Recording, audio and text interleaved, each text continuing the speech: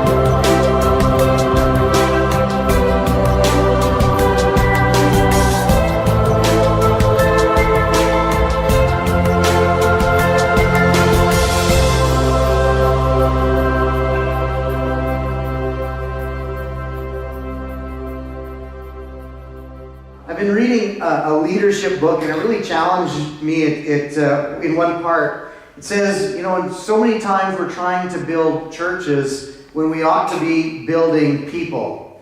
And if you build people, you'll build church. You'll build churches.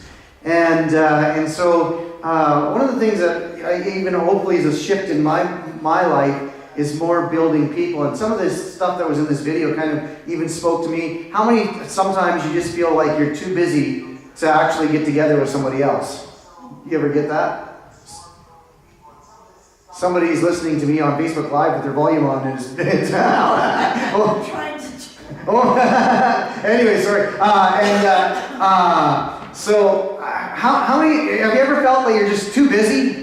You like to get together with this group or these people, and you like to do this and you like that, but it's just like, how do you do it? And one of the things that I found is unless you plan something, it probably won't get done.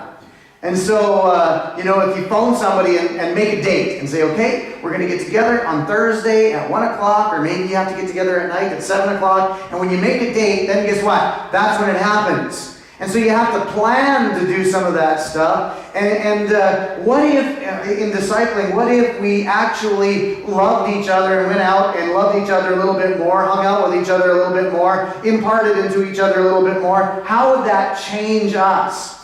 And for me, I'm not really going to go by my notes too much tonight, because the Lord was speaking to me all the way from Melfort back to Saskatoon and continued speaking to me while I was here. And just how do we go and disciple people? How are people discipled? How can you be a discipler of people?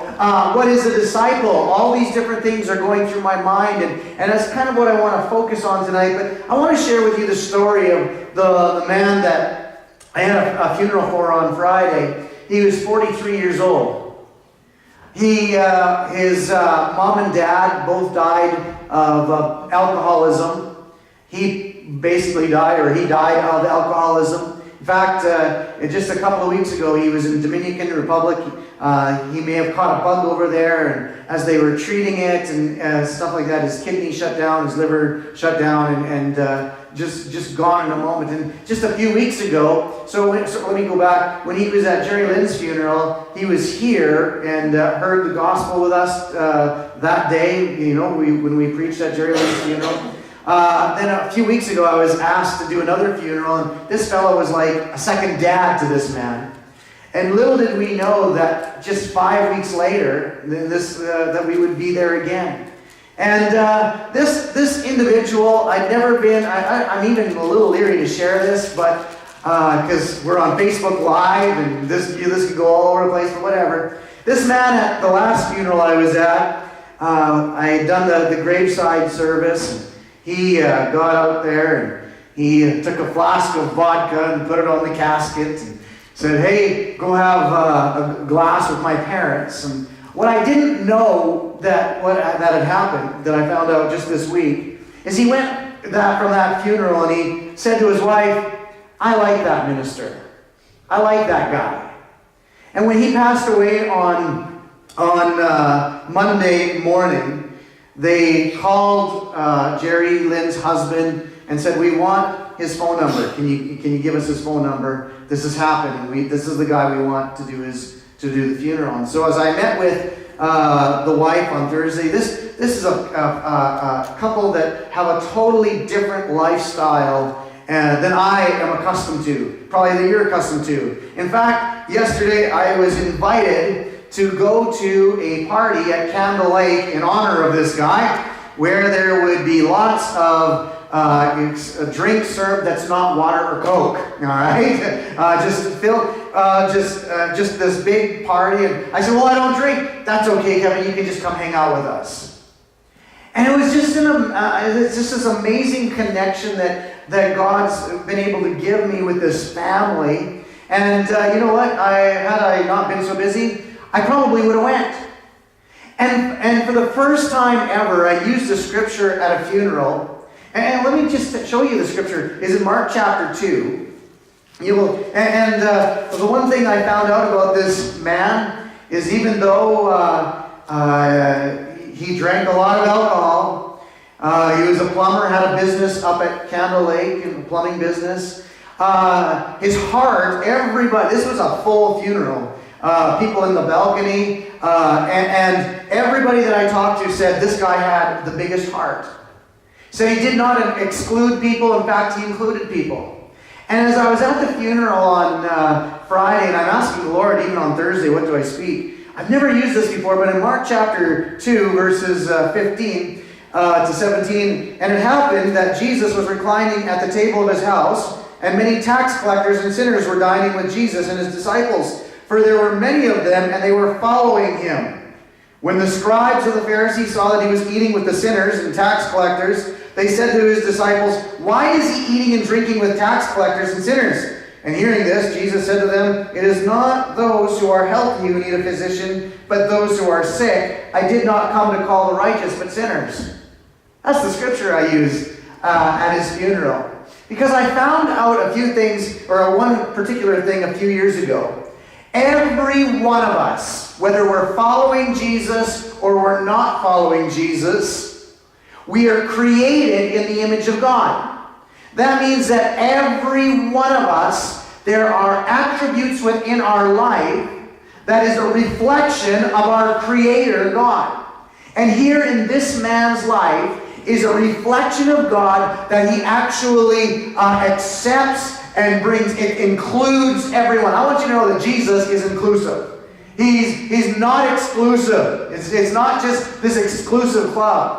I know there's some bad theology out there that, you know, some people are born for wrath or to go to hell and different things like that. That's just absolutely not true. We have a choice. God's given us a choice. But even if we choose not to follow him, there is something inside of that person that is a reflection of Jesus. And I began to share with them on Friday. I said this.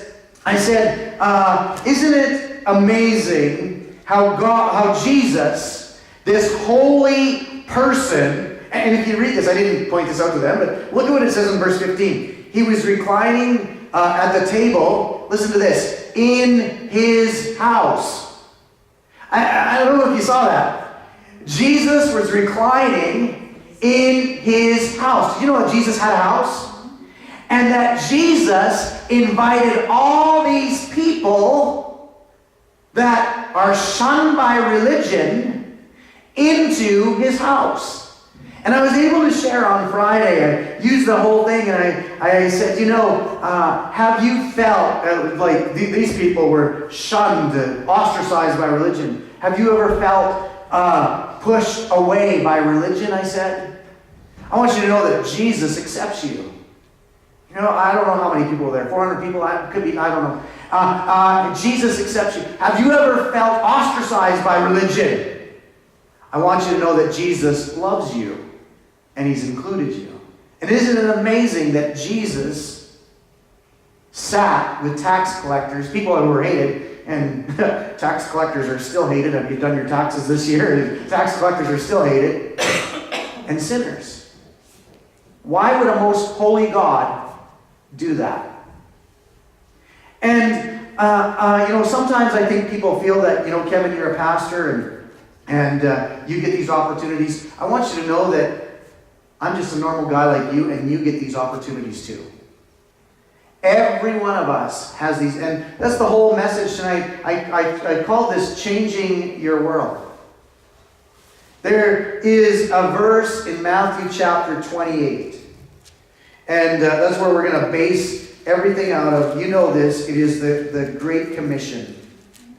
In Matthew chapter 28, verses 18 to 20, it says this, and Jesus came up and spoke to them. This is just before he ascends into heaven. He says, all authority has been given to me in heaven and on earth. Go therefore and make disciples of all the nations, baptizing them in the name of the Father and of the Son and of the Holy Spirit, teaching them to observe all that I commanded you, and lo, I am with you always, even to the end of the age. And what the Lord was speaking to me about on the way here, on the way to in my car today, was there is a huge difference between the earth or the world before the cross and the world after the cross. And so the world before the cross, if you look at the scriptures, it was exclusive. It was an exclusive group of individuals. It was the Jews. They had Jehovah. We are going to worship Jehovah. If you wanted to, there was room for Gentiles to come into this, but you had to do all these certain things. In fact, you were free outside of the law, but you had to come into bondage to the law to become part of this. You had to do the sacrifices right. You had to live your life right. You had to do there's 613 laws. You couldn't wear a shirt with two different types of fabric. All these things. You had to come in, so you could come in, but you were free before, but you had to come in and get put in under the bondage of the law. In fact, that's what Paul says the law is. He says it was bondage. Peter says it was bondage to us.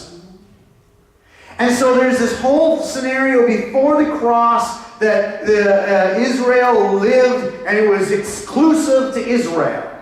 It was everybody else was excluded from the promises of Jehovah unless you submitted yourself and you came into this bondage of the law. But Jesus, he does something. He comes to the cross, he gets rid of the law, and he says, if you come to me, in fact, it's in John chapter 8. I'm just going to find it here. John chapter 8, is it verse 36, I think, here? And he says, if you come to the Son, remember, the law was given to Moses, but grace and truth came in the person of Jesus Christ, John 1:12 says. And so Jesus says these words in verse 36, so if you come to the Son, and if the Son makes you free, you will be free. You will be free indeed. In fact, in verse 34, he says, Jesus answered them, "Truly, truly, I say to you, everyone who commits sin is a slave to sin." And to be a slave to sin is a slave to the law, because the only thing that tells you that you're sinning is the law. And so you're a slave to that. In Romans chapter 6, verse 14, it says, sin will no longer be master over you because you're not under the law, but you're under grace. A lot of people think that grace is this license to sin, and it's absolutely false. Grace is the only thing that gives you the power to conquer sin, to overcome sin. And then Jesus says, the slave does not remain in the house forever, but the son remains forever. What did he say earlier in the book of John? He says, if you're a slave, you're under the law. That's not going to remain forever. But the son, which is grace and truth, is going to remain forever. And then he says, if the son sets you free, you're going to be free indeed. And I just started thinking about this and just thinking, man, the difference between the law and grace and before the cross and after the cross, and the world, the changing of the world before the cross compared to changing of the world after the cross. Before the world, you were made slaves. After the cross, before the cross, you're made slaves. After the cross, you're disciples. And a disciple is a little bit different than a slave. A disciple voluntarily, because the disciple just means learner, a pupil. If you were to go into a trade, this individual on Friday, he was a plumber. If you were to go into the trade of plumbing, you would become an apprentice. You would become a pupil. And you do that on your own will. You are a disciple, you're a learner, you're a pupil, you're learning what the master is doing, and Jesus is the master. He had these disciples. They were pupils. They sat under him for 3.5 years. And how many know they still got it wrong sometimes? And so when Jesus leaves, he says, you were a disciple. Your job is to go and make disciples. And it's a whole different shift in thinking. Hebrews chapter 12. I think that's where it is. I think it's Hebrews 12:24. It says this, and Jesus, the mediator of a new covenant, and to the sprinkled blood, which speaks better than the blood of Abel. Wasn't quite the one I was looking for, but it's close. Under the law, there was this, you had to bring the sacrifice. Under grace, Jesus is the sacrifice. Under the law, every year you'd have to sacrifice one day on the Day of Atonement, and there was multiple sacrifices throughout the year. In fact, if you sinned, you could go make a sacrifice every day if you wanted, if that's what you wanted to do, or if you had to do. Under grace, Jesus was the sacrifice once for all time, for all mankind, forever. It's finished. You no longer have to sacrifice anymore. And the before the cross, there was this exclusion. In fact, it was Jesus. When the Samaritan woman comes and says, Jesus, will you cast the demon out of my daughter? For it greatly distresses her. Jesus looked at the Samaritan woman and said, go away. He says, healing is the children's bread. And it's not, listen to what he said, for dogs. Jesus called this woman a dog. That was what the Gentiles were called by the Jews. It was exclusion. There was this hierarchy. And this woman looked at Jesus and said, Jesus, even the dogs get to lick the scraps off the floor. And Jesus said, I've not seen such great a faith in all of Israel. He says, go, your daughter's healed. But what did Jesus say? He said, basically what he's saying is, you're excluded. You're not part of this. You're not there. You're there. Jesus, he even says, I came to the lost sheep of Israel. There was this exclusion. And after the cross, it was inclusion. He included Jews. He included Gentiles. I think it's really, really important that we get this point here. When you think about who crucified Jesus, sometimes we just blame the Jews. But the Jews had to go to Pontius Pilate. Pilate had to let it go. It was a joint effort of Jews and Gentiles. If Jesus only forgave the Jews, then only the Jews would be forgiven. But at that cross, it was all of humanity that put Jesus on the cross, and he died for all of humanity, Jews, Gentiles, everybody. He included all of humanity inside him when he died, and he rose again for all of humanity. And he included you and me. And it makes a huge difference on how I see people, because one of the biggest things in my heart is reaching out to people and changing our world. It's very close to my heart. How do you reach people with Jesus?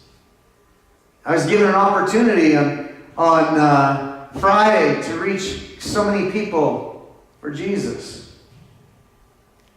And I'll tell you this, it's so much easier to reach people after I had an understanding of grace than a predetermined, prejudiced view of what happened to people. See, I don't know what happens in the last moments of a person's life. I don't know. This individual was in a coma for the last couple of days before he passed away, with his kidney shut down and stuff like that. I don't know if Jesus came to him in a vision like he came to people in the Bible in a vision and said, "Hey, do you believe me? Believe in me? Do you put your trust in me?" I don't know, and I'm not the judge of where he is today, no matter the lifestyle he lived. I can say that because there was a thief on the cross who was a thief. He lived a rotten lifestyle. And while on the cross, Jesus says to him, "Today, you're going to be with me in paradise." I don't know these things. All I can do is bring hope to people. When at a funeral, it's a wonderful time to bring hope. I don't know, I can't say for sure that we're going to see this person and that person, but I do know that we have hope in Jesus. And Jesus is our hope. And I want you to know tonight that Jesus is your hope. And so the whole thing is about this whole, how do you change your world? And we know the Great Commission is one of the final instructions Jesus gives us before he sends them into heaven.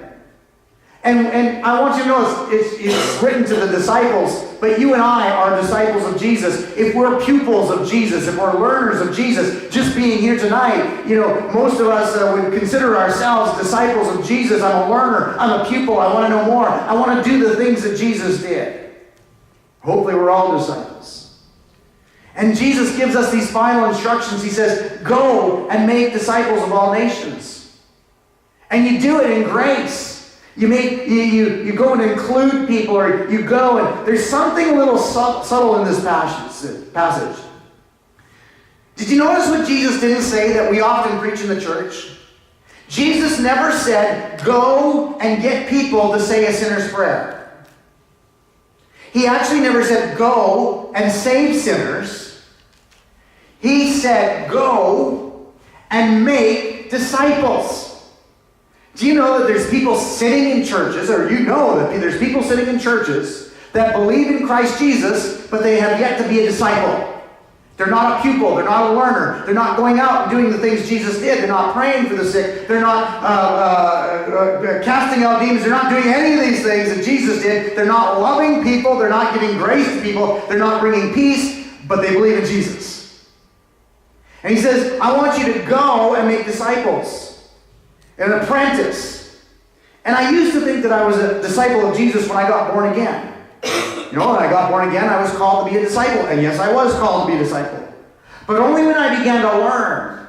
Only when I began to do what Jesus did. That's what an apprentice does, isn't it? They learn from the master. They learn from the one who is their instructor how to do things. And then their instructor overwatches them as they do it, until all of a sudden the instructor goes away and they say, do it by yourself.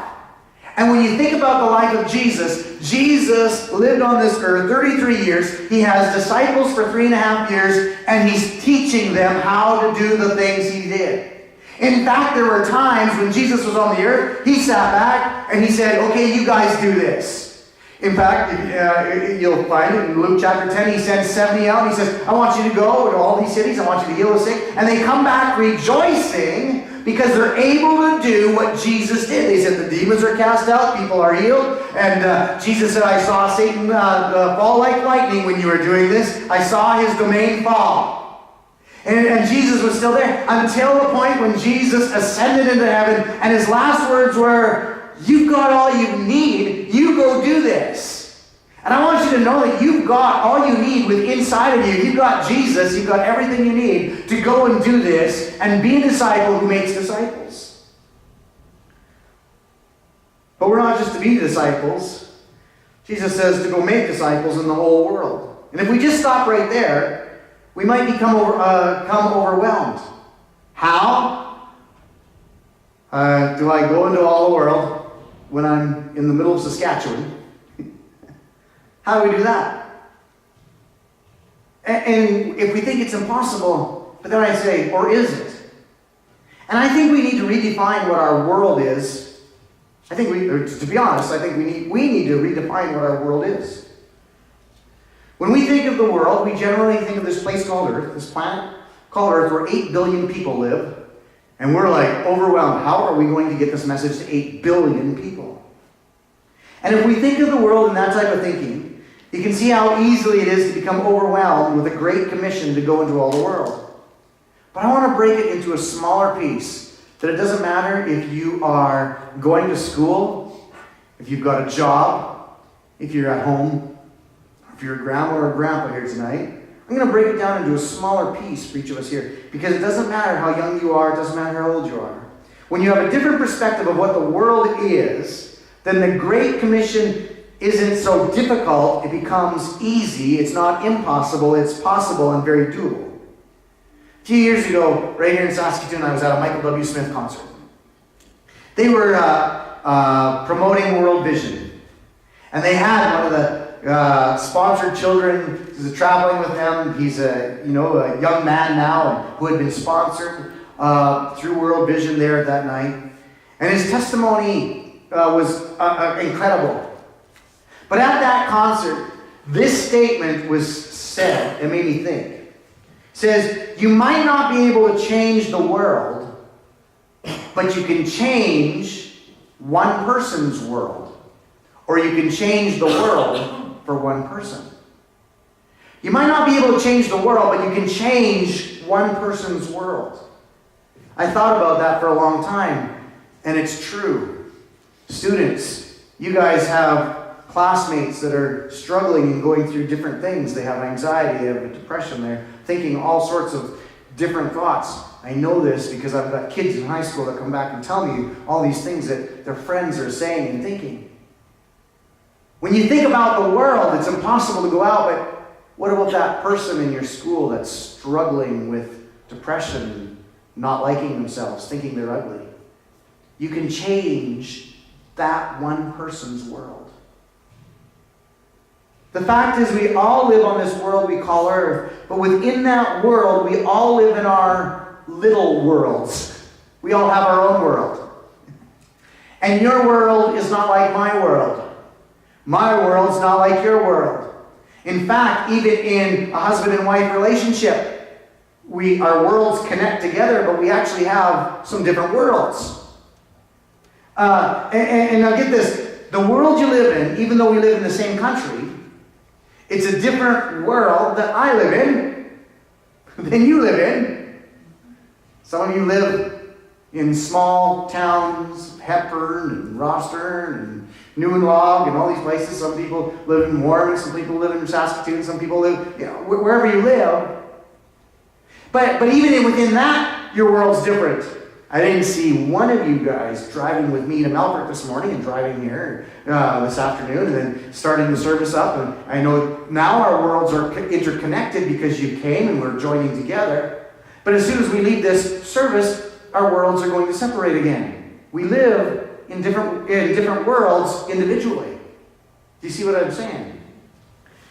And so I had to ask the question, what did Michael W. Smith mean when he said we can't change the world, but we can change one person's world? And in that case, they were specifically talking about children who are being sponsored. That you could take this child that is an orphan or lost their parents or has disease or a sickness, and by sponsoring this child so much a month, you'll bring them into a place where they're loved, where they're fed, where they're nourished, where they're brought up, where they're discipled. And you change that one person's world.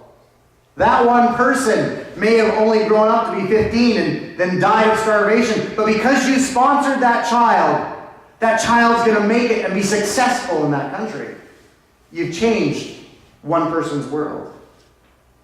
In that world, it's a world we don't often understand because we've never lived in their world, even though we live on the same planet. And each and every one of us, we have different worlds, and sometimes I don't understand your world, and you don't understand mine. And the group of people on Friday, this family, I don't understand that world. I don't even know why you'd want to live that way. And it's a total opposite of mine. But now we've got this interconnected world. I said to the widow on Thursday, I said, you know that you and I are connected to life, for life, because of this. You can phone me up. You can text me and say, Kevin, pray for me. And I get to phone you and say, how are you doing? Because our worlds are connected now for the rest of your life. She looked at me in tears, just yes. Man, if you would have been at that funeral, you would have been just, you might have shaken your head at me. We didn't use one Christian song. There was 3 songs. One of the songs, you can ask me later, we actually had to go get the clean lyrics for because the original lyrics are not appropriate anywhere. But when you look at the message of the lyrics, it was very appropriate, the clean version, it was very appropriate for the reason we were there. In this world of reaching people, I have my own world, and I want you to think about your own world. I have my curling world. I go curling with a whole bunch of people, got men and women. I get to talk to them about Jesus. It's amazing how those doors just open up. That's a world I know of you. I know some of you watch curling on TV, but have you ever thrown a rock and seen it go?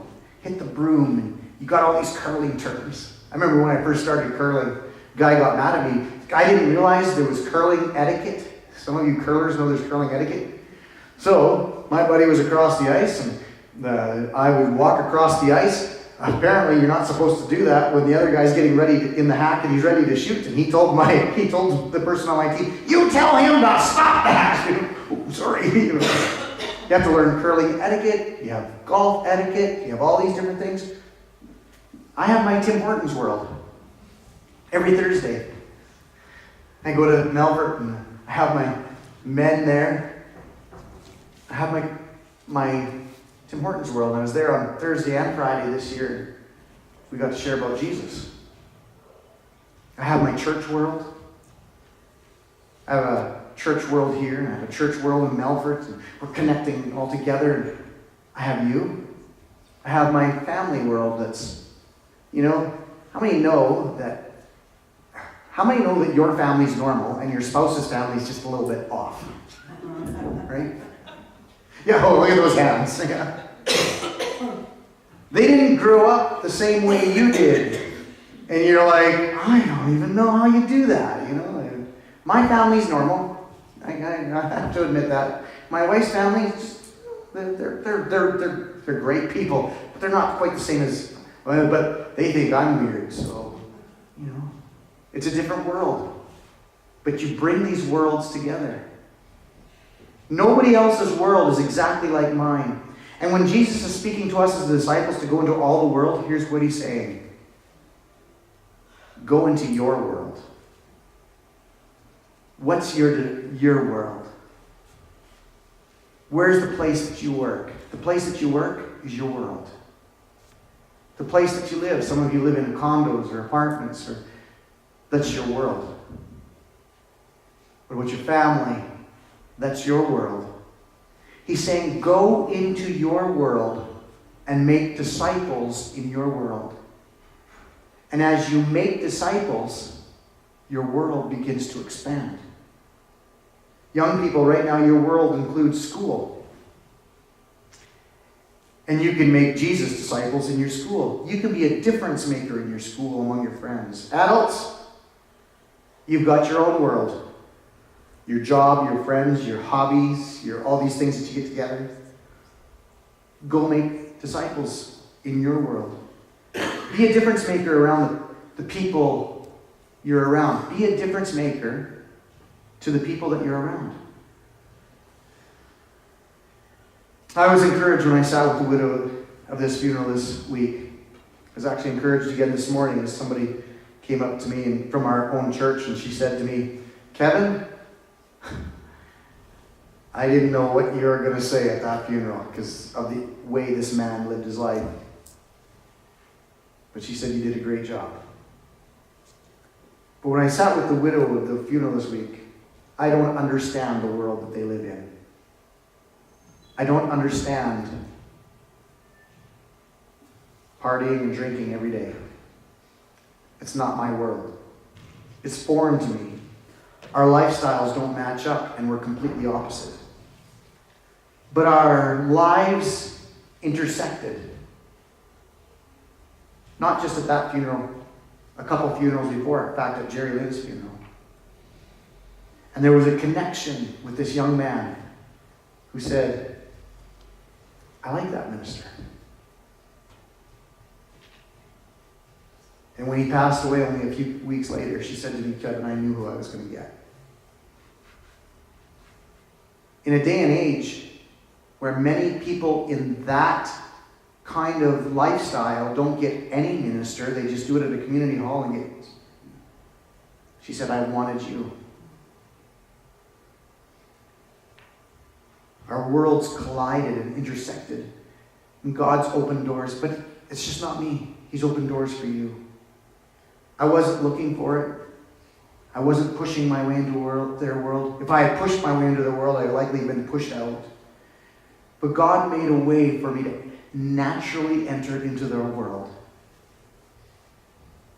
and bring them in part as mine. The unlikeliest of people to become friends. Kevin, I know we'll all be drinking, but you can come up and you don't have to drink. Just hang out with us. And then I go back to Mark chapter 2. Isn't that what Jesus did? He didn't condemn them. These people loved being with Jesus. They loved being with Jesus. Can I ask you? Do sinners and hated people love being with you? We only get there by grace.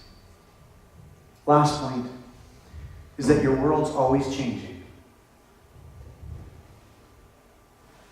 Young people, someone new comes to your school. Your world's just changed. Their world's changed. Some people fall out of your world. Switching jobs will change your world. Moving to a different community changes your world. Going from school to university to your career changes your world. Your world is always changing. But while your world changes, there's one thing that should remain constant. It's you. You're making disciples. You are a disciple of Jesus. You're spreading the good news of Jesus. You're being a difference maker in your world.